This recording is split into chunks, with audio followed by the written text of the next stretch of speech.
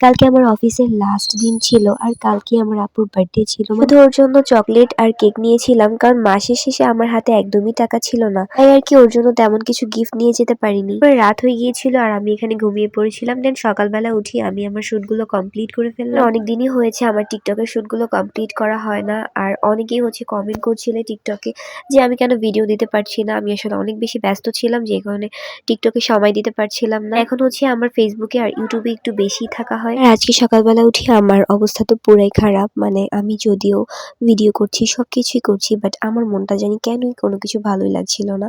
আমি জানি না আমার ভিডিও আমি যেখানে জব করেছি তারা শুনছে কিনা, বাট এটা হয়তো বা একদিন স্মৃতি হয়ে থাকবে। মানে আমার এত বেশি খারাপ লাগছে, আমি জাস্ট আপনাদের বলে বোঝাতে পারবো না।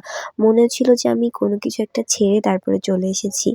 যাই হোক, ভালো জায়গায় যেতে হলে আসলে মায়া ত্যাগ করতেই হয়। পরে আর কি সকালবেলা নাস্তা করে নিলাম কোনো মতে, তারপরে আমি একটু ফ্রেশ হয়ে নিলাম। আর শুক্রবারে ইচ্ছে ছিল যে আমি আমার আলমারিটা ভালোভাবে সব ক্লিন করবো এন্ড সবকিছু ঠিকঠাক করে রাখবো। আর ড্রেসটার অবস্থাটা জাস্ট দেখো কেমন কি হয়েছে। এটা আমার বার্থডে ড্রেস ছিল 2021 সালের। আমার মনটা আজকে এমনিতেই অনেক বেশি খারাপ, তার মধ্যে এটা দেখে তো আরো বেশি খারাপ হয়ে গেছে। তো যাই হোক, এভাবেই তো